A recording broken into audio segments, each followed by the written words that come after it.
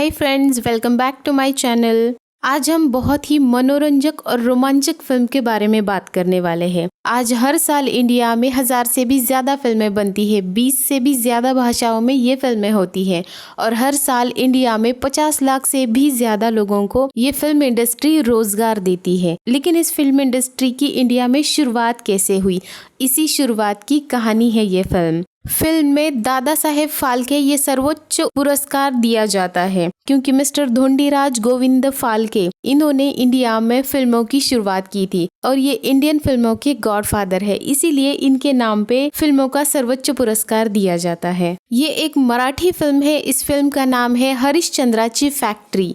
इस फिल्म को IMDb पे रेटिंग है 8.4 और 93% गूगल यूजर्स ने इस मूवी को पसंद किया है। तो कहानी शुरू होती है गिरगांव मुंबई से और साल है 1911।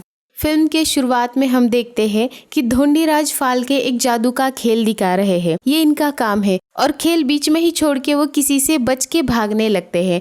जिस इंसान से वो बच के भाग रहे हैं वो इंसान इनको प्रिंटिंग प्रेस का बिजनेस शुरू करने के लिए ऑफर कर रहा है, लेकिन मिस्टर फाल्के ये बिजनेस नहीं करना चाहते, इसीलिए वो वहाँ से भागते हैं और भागते समय वो एक जगह पे जाके छुप जाते हैं। वहाँ पे उनको एक तंबू दिखता है और वो बड़े ही क्यूरियस हो जाते हैं। उनके साथ उनका बेटा भी है। वो दोनों क्यूरियस होके उस तंबू में क्या है देखने के लिए टिकट खरीद के चले जाते हैं और वहाँ पे सिनेमा चल रहा था। सिनेमा मतलब पर्दे के ऊपर हिलने वाले फोटोज। ये पहली बार उन्होंने देखा था और देख के आश्चर्यचकित हो जाते हैं ये दोनों भी। इससे पहले इन्होंने तो सिर्फ स्टिल फोटोज दिखे थे। ये हिलने वाले फोटोज का चक्कर उनको समझ में नहीं आ रहा था।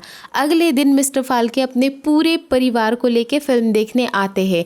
एक बार फिल्म देखने से उनका मन नहीं भरता, इसीलिए दोबारा वो फिल्म देखते हैं। लेकिन इस बार उनका मकसद सिर्फ सिनेमा देखना नहीं था, उनको ये जानना है कि ये चलता कैसे है, ये फोटोज हिल कैसे रहे हैं। और अब हर दिन मिस्टर फाल्के सिनेमा देखने के लिए आते हैं और हर दिन ये जानने की कोशिश करते हैं कि ये सिनेमा बनता कैसे है। मिस्टर फाल्के पहली बार सिनेमा देखते ही ठान लेते हैं कि उनको भी ये सिनेमा बनाना है और सिनेमा बनाने के लिए उनको बहुत सारा नॉलेज और मशीन चाहिए होगी। इसके लिए वो इंडिया में अवेलेबल सारा ज्ञान बटोर लेते हैं। इसके लिए उन्हें पैसे चाहिए थे, तो वो पैसे वो घर की सारी चीज़ें बेच के जमा करते हैं। ये सारी उनकी हरकतें देख के दिन रात सिनेमा एंड नई नई चीज़ें सब देख के उनके मोहल्ले वाले और उनके जान पहचान वाले उनको पागल समझने लगते हैं। सिर्फ इतना ही नहीं, उनके 2 दोस्त उन्हें मेंटल हॉस्पिटल में भी लेके जाते हैं। एक दिन मिस्टर फाल्के उनको पर्दे के ऊपर कुछ फोटोज दिखाते हैं। ये फोटोज देख के सारे मोहल्ले वाले आश्चर्यचकित तो हो जाते हैं, लेकिन उनके साथ सहमत नहीं होते हैं। वो फिर भी उनके रोकते हैं, लेकिन कहाँ दादा साहेब फाल्के किसी के रोकने से रुकने वाले थे या किसी के कहने से कुछ करने वाले थे। और ये सब चल रहा था तो इसी बीच उनकी आंखें भी खराब हो जाती है। एक दिन वो तंबू में सिनेमा देख रहे थे और आंखों से ना दिखने के कारण वो वहीं पे सो जाते हैं। उनका बेटा उन्हें लेने के लिए जाता है तो उनको उनका बेटा कहता है कि पापा आप चिंता ना करो, मैं नौकरी करूंगा। लेकिन नौकरी की या पैसों की यहाँ पड़ी किसको है, यहाँ तो सिनेमा जरूरी है। तब मिस्टर दादा साहेब फाल्के अपने बेटों को कहते हैं कि वो सब छोड़ो, ये सिनेमा कौन बनाएगा। और बाद में इनकी आंखें इलाज के बाद चश्मे के साथ ठीक हो जाती है और फिर से इनका वही सब शुरू हो जाता है, फिल्में और फिल्मों के बारे में स्टडी करना। लेकिन अब थियरी बहुत हो चुकी थी, उन्होंने जितना ज्ञान मिल सकता था सारा बटोर लिया था। अब जरूरत थी प्रैक्टिकल की और प्रैक्टिकल के लिए इन्हें लंदन जाना पड़ेगा। लेकिन लंदन जाने के लिए पैसे किसके पास है। लेकिन फिर भी दादा साहेब फाल्के हार नहीं मानते, हर तरीके से कोशिश करते हैं, सबसे मांगते हैं, गिरवी रखते हैं, चीजें बेचते हैं और जैसे तैसे बहुत मुश्किलों के बाद वो 10,000 रुपये इकट्ठा करते हैं और लंदन चले जाते हैं फिल्मों की स्टडी करने के लिए। लंदन पहुंचने के बाद वो वहां अकेले थे, वहां उनका साथ देने के लिए या उनको बताने के लिए कोई भी नहीं था। लेकिन वहां इत्तेफाक से उनको एक महाराष्ट्रन आदमी मिल जाता है, वो उनकी बहुत मदद करता है। 2 महीनों तक लंदन में दादा साहेब फाल्के रुकते हैं, सिनेमा के बारे में सारी चीजें सीख लेते हैं। कैमरा के बारे में, मशीनों के बारे में, शूटिंग के बारे में, कॉस्ट्यूम और भी जितनी चीज़ें लगती है हर चीज़ के बारे में सीखते हैं। और वहाँ से एक वीडियो कैमरा खरीद के इंडिया में वापस लौट आते हैं।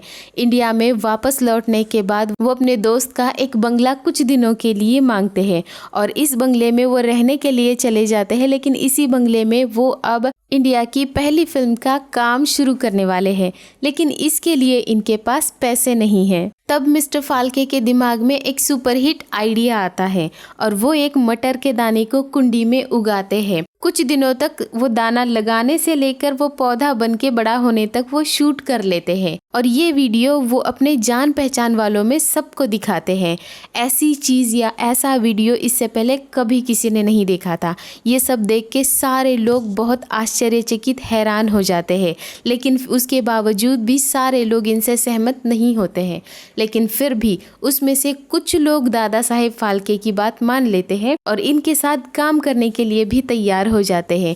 वो सारे लोग मिलके कुछ रकम इकट्ठा करते हैं और फिर फाइनली सरस्वती मतलब मिस्टर फाल्के की पत्नी के जितने भी गहने थे वो सब बेच के इनके पास कुछ पैसे आते हैं और उन्हीं पैसों से ये अपना फिल्म बनाने का काम अब शुरू करते हैं। अब फिल्म बनाने के लिए एक्टर्स और बाकी लोग भी चाहिए काम करने के लिए, तो इसके लिए वो पेपर में ऐड देते हैं। लेकिन पेपर की ऐड का नतीजा कुछ अतरंगी सा निकलता है और उन्हें कुछ काम के लोग ऐड से नहीं मिलते। लेकिन फिर भी कोशिश करने के बाद इनकी टीम धीरे धीरे तैयार होने लगती है। लेकिन अब सबसे बड़ी मुश्किल इनके सामने है, इन सब लोगों को एक्टिंग सिखानी है, क्योंकि उस जमाने में पर्दे पर सिर्फ पिक्चर ही दिखता था, आवाज की सुविधा उस जमाने में नहीं थी। इसीलिए सारे एक्टर्स को अपने एक्सप्रेशन के द्वारा ही सारी स्टोरी बतानी पड़ती थी। तो उस तरीके का सुंदर अभिनय इनको सिखाना था।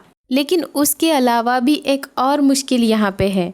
फिल्म बनानी है राजा हरिश्चंद्र और तारामती की कहानी पर। इनको सारे एक्टर्स तो मिल जाते हैं, लेकिन तारामती का रोल करने के लिए कोई भी लेडी एक्टर इनको नहीं मिल पाती, क्योंकि उस जमाने में औरतों का घर के बाहर निकल के नौकरी करना या नाटक या इस तरीके की चीजों में काम करना आम बात नहीं थी। नाटक में या किसी और चीज में लड़के ही साड़ी पहन के औरतों का किरदार निभाया करते थे। लेकिन मिस्टर फाल्के को तो तारामती का रोल करने के लिए एक औरत ही चाहिए थी और फिर वो इस फीमेल एक्ट्रेस को ढूंढने के लिए पूरी मुंबई छान मारते हैं, हर जान पहचान वाले से पूछते हैं, अपनी पत्नी से भी बात करते हैं, लेकिन कोई भी तैयार नहीं होता है। उनको एक लेडी एक्ट्रेस नहीं मिल पाती है। आखिरकार वो सारी चीजें करके थकने के बाद रेड लाइट एरिया में जाके भी वो पूछते हैं बहुत सारी महिलाओं से, लेकिन वहां से भी कोई भी रेडी नहीं होता है। लेकिन बहुत कोशिशों के बाद फाइनली उनको एक औरत मिल जाती है जो तैयार होती है सिनेमा में काम करने के लिए। उसको वो लेके आते हैं अपने बंगले पर काम करने और सिखाने के लिए, कि उनको एक पड़ोसी देख लेता है आते समय और वो आके झगड़ा करता है और इस लेडी को भी अपने साथ लेके जाता है और उसको भी सिनेमा में काम करने नहीं देता। अब इनके पास कोई भी चारा नहीं बचा था। फाइनली ये लड़कों को ही साड़ी पहना के औरतों के रोल के लिए तैयार कर देते हैं। इनके लिए दिक्कतें और भी है। उनकी टीम का एक मेंबर आके बताता है कि मुझे लड़की वाले देखने आए थे। उन्होंने पूछा क्या काम करते हो, तो इन्होंने बताया कि सिनेमा में काम करते हैं। लेकिन उस दौर में सिनेमा किसी को भी पता ही नहीं था। कितना भी समझाने के बाद वो लोग नहीं समझ पाए कि सिनेमा क्या होता है। इस तरीके से मना करते हैं और चले जाते हैं। और ये हाल सिर्फ उस अकेले का नहीं था, बल्कि टीम के हर सदस्य का था। किसी के भी फैमिली मेंबर इनको सपोर्ट नहीं कर रहे थे। लेकिन मिस्टर धोंडीराज फाल्के की दीवानगी के आगे कोई भी मुश्किल नहीं थी। फिल्म तो बन के रहेगी। इनकी फिल्म मेकिंग में ये सारा काम खुद ही कर रहे थे, खुद ही पूरा सेट बना रहे थे, कॉस्ट्यूम्स डिज़ाइन कर रहे थे, एक्टर्स को एक्टिंग सिखा रहे थे, हर चीज़ यही खुद कर रहे थे। और सारे काम अच्छे से करने के बाद फाइनली इनकी पहली फिल्म की शूटिंग शुरू हो जाती है और उन्हें आउटडोर शूटिंग के लिए भी जाना पड़ता है। लेकिन जब वो आउटडोर शूटिंग के लिए जाते हैं तब उन्हें पुलिस वाले उठा के ले जाते हैं। पुलिस वालों को लग रहा था कि ये भेस बदल के लोगों को लूटने या दरोड़ा डालने के लिए आए हैं और ये सिनेमा की शूटिंग कर रहे हैं, नाटक कर रहे हैं।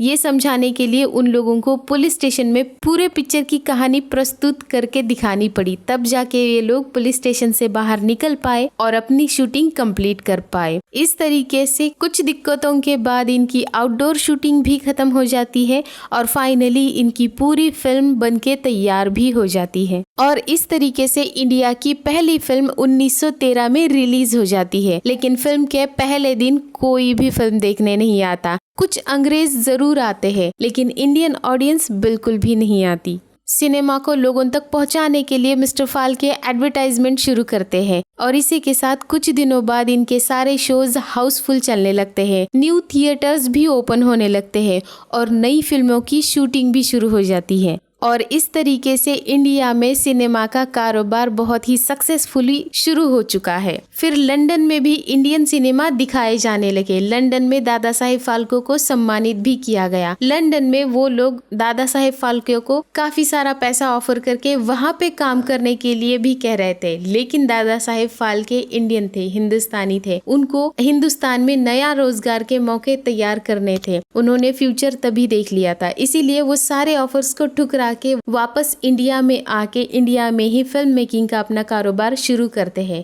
दादा साहेब फाल्के ने 100 से भी ज्यादा फिल्में बनाई और ये पूरे सफर में उनकी पत्नी और उनके बच्चों ने उनका बहुत साथ दिया। उनके साथ के बिना शायद वो कुछ नहीं कर पाते।